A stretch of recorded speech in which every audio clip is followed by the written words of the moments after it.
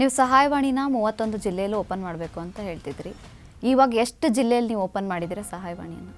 ಈಗ ನಿನ್ನೆ 8ನೇ ತಾರೀಕು 4ನೇ ತಿಂಗಳು 2026 12:30 ಚಿತ್ರದುರ್ಗದಲ್ಲಿ ಒಂದು ಅದ್ಧೂರಿಯಾಗಿ ಒಂದು ಸಹಾಯವಾಣಿನ ಓಪನ್ ಮಾಡಿದ್ದೀರಿ. ಚಿತ್ರದುರ್ಗದಲ್ಲಿ 6 ವಿಧಾನಸಭಾ ಕ್ಷೇತ್ರ ಬರ್ತದೆ. 6 ವಿಧಾನಸಭಾ ಕ್ಷೇತ್ರಕ್ಕೆ ಸೇರಿದಂತೆ ಒಂದು ಕಚೇರಿ ಮಾಡಿದ್ರಿ. ತುಂಬ ಅದ್ಧೂರಿಯಾಗಿ ಓಪನ್ ಮಾಡಿದ್ರಿ. ಜೊತೆಗೆ ಅಲ್ಲಿ ಆವತ್ತು ಕಾರ್ಯಕ್ರಮದಿಂದ ತುಂಬ ಜನನೂ ಬಂದಿದ್ದರು. ಅವ್ರ ಸಮಸ್ಯೆನೇ ಹೇಳಿದ್ರು. ಪಾಪ ಅದೇ ಚಿತ್ರದುರ್ಗ ವ್ಯಾಪ್ತಿಯಲ್ಲಿ ಇರೂರಲ್ಲಿ ಪಾಪ ಒಂದು ಮನೆಯೇ ಸುಟ್ಟೋಗ್ಬಿಟ್ಟಿತ್ತು.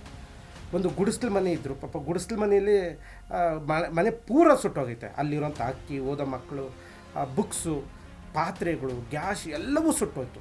ಪಾಪ ಅಂಥವ್ರು ನಿನ್ನೆ ಉದ್ಘಾಟನೆ ದಿನ ಬಂದಿದ್ದರು. ಡೈರೆಕ್ಟಾಗಿ ಅವ್ರ ಊರಿಗೆ ಹೋಗಿದ್ರಿ. ಆ ಮನೆ ನೋಡಿದ್ರೆ ನಿಜವಾಗ್ಲೂ ನಿಜನೇ, ಒಬ್ಬ ಬಡಪಾಯಿಯ ಸಮಸ್ಯೆಗಳು ಅಂತಿದೆಯಲ್ಲ ಅಂಥವ್ರು ನಮಗೆ ಸಿಗಬೇಕು ಬಡವರು. ಅದಕ್ಕೆ ನಿನ್ನೆ ಒಂದು ಭರವಸೆ ಕೊಟ್ಟು ಬಂದಿದ್ದೀರಿ. ನಿಮ್ಮ ಮನೇನ ಮುಂದಿನ ತಿಂಗಳಷ್ಟೊತ್ತಿಗೆ ನಾವು ಒಂದು ಫ್ಲೋರ್ ಮನೇನ ನಮ್ಮ ಸಹಾಯವಾಣಿಯಿಂದ ಕಟ್ಕೊಟ್ಟು ಬರ್ತೀರಿ ಅಂತ ಮಾತು ಕೊಟ್ಟಿದ್ದೀರಿ, ಭರವಸೆನೂ ಕೊಟ್ಟಿದ್ದೀರಿ. ಈಗ ನಾಳೆ ನಾಡ್ದಷ್ಟೊತ್ತಿಗೆ ಅಲ್ಲಿ ಆ ಗುದ್ಲಿ ಪೂಜೆ ಆಗುತ್ತೆ. ಅವ್ರಿಗೊಂದು ಮನೆಯೂ ಕೂಡ ಪ್ರಾರಂಭ ಆಗುತ್ತೆ. ಈಗ ಚಿತ್ರದುರ್ಗದಲ್ಲಿ ಓಪನ್ ಆಗಿದೆ. ಇನ್ನು 30 ಜಿಲ್ಲೆಯಲ್ಲಿ ಇನ್ನೂ ಆ ತಂಡಗಳನ್ನು ರಚನೆ ಮಾಡೋದಕ್ಕೆ ಎಲ್ಲ ಥರದ್ದು ಸಿದ್ಧತೆ ಆಗ್ತಿದೆ. 31 ಜಿಲ್ಲೆಯಲ್ಲೂ ಪ್ರಾರಂಭ ಮಾಡ್ತೀರಿ. ಈಗ 31 ಜಿಲ್ಲೆಯಲ್ಲಿ ಮೊದಲನೇ ಜಿಲ್ಲೆ ಚಿತ್ರದುರ್ಗದಲ್ಲಿ ಪ್ರಾರಂಭ ಆಗಿದೆ. ಚಿತ್ರದುರ್ಗ ವ್ಯಾಪ್ತಿಯಲ್ಲಿ ಯಾರ್ಯಾರು ಈ ಕಾರ್ಯಕ್ರಮ ನೋಡ್ತಿದ್ದೀರಿ, ಅಲ್ಲಿ ಉಸ್ತುವಾರಿ ದಿನೇಶ್ ಅಂತಿದ್ದಾರೆ. ಅವ್ರ ನಂಬರು ಕೂಡ ಡಿಸ್ಪ್ಲೇಯಲ್ಲಿದೆ. ದಯವಿಟ್ಟು ಅವ್ರನ್ನ ಸಂಪರ್ಕಿಸಿ.